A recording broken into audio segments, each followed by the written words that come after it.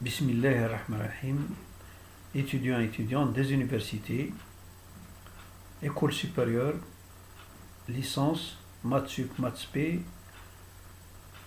je vais vous proposer encore des exercices concernant le calcul de l'inverse de la transformée de Laplace. Suivez bien. Voilà. Trouvez l'inverse de la transformée de Laplace que vous voyez bien ici. C'est une expression un peu compliquée, mais il y a une méthode pour la calculer. Qu'est-ce que je dois donc rechercher? Je dois rechercher la fonction pour laquelle ça transformé, la fonction pour laquelle ça transformé de Laplace est cette expression. Je vais décomposer donc cette expression, c'est une fraction rationnelle, en expression en deux fractions rationnelles. Alors, vous voyez bien qu'il n'y a pas un dénominateur commun, je vais rendre dénominateur commun.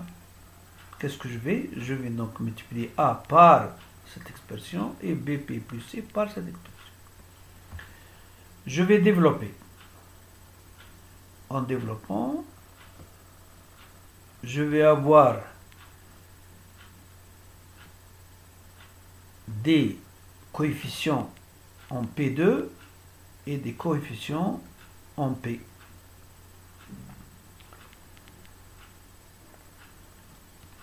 Après identification, on remarque que A, le coefficient de P2, il est inexistant. Donc A plus B égale 0. Et le coefficient de P aussi, il est inexistant. C'est 3A plus 3B plus C égale 0. De ceci va découler que C égale 0. Il reste 5A plus 3C égale 5. Comme C égale 0, donc il reste 5A égale 5 et A est égal à 1. Si A est égal à 1, B égale moins 1 parce que A égale moins B. Donc, l'expression donc 5 sur P plus 3 sur P2 plus 3P plus 5 est égale à 1 sur P plus 3 moins P sur P2 plus 3P plus 5. Je ne vais pas m'arrêter là. On transforme l'expression P2 plus 3P plus 5 en une somme de 2 carrés. Comment je fais? P2 plus 3P, c'est le début d'une identité remarquable.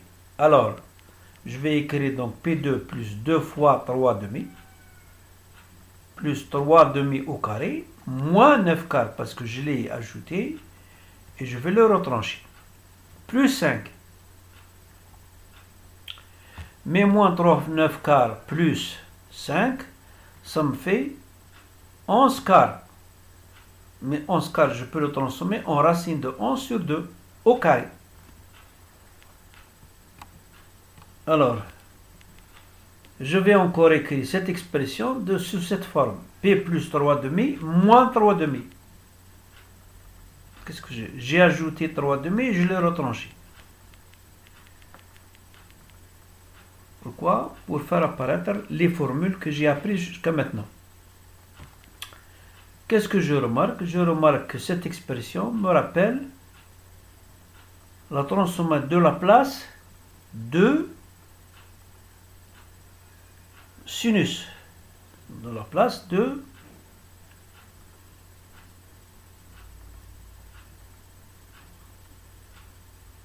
exponentielle de moins alpha t sinus AT. Voilà. Cosinus ici. Exponentielle de moins alpha t sur cosinus AT. Ici, ça me rappelle aussi l'exponentielle de moins alpha t sinus AT. Donc,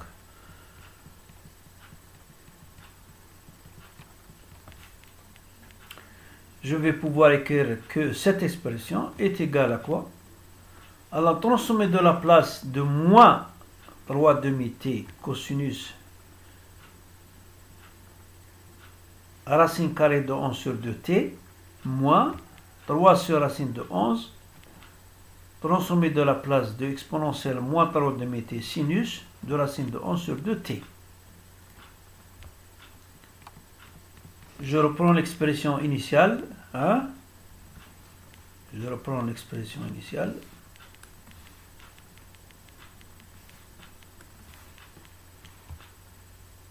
Vous voyez bien, hein, comme la transformée de la place est linéaire, donc je peux écrire autrement les choses.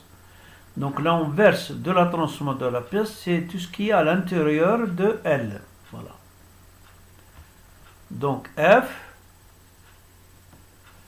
le f de t, l'original que je cherche, c'est exponentielle de moins 3t, exponentielle moins 3tt, cosinus, racine de 11 sur 2t, moins 3 racine de 11, sinus, racine de 11 sur 2t.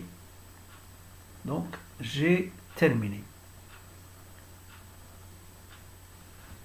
Je vous remercie de votre attention.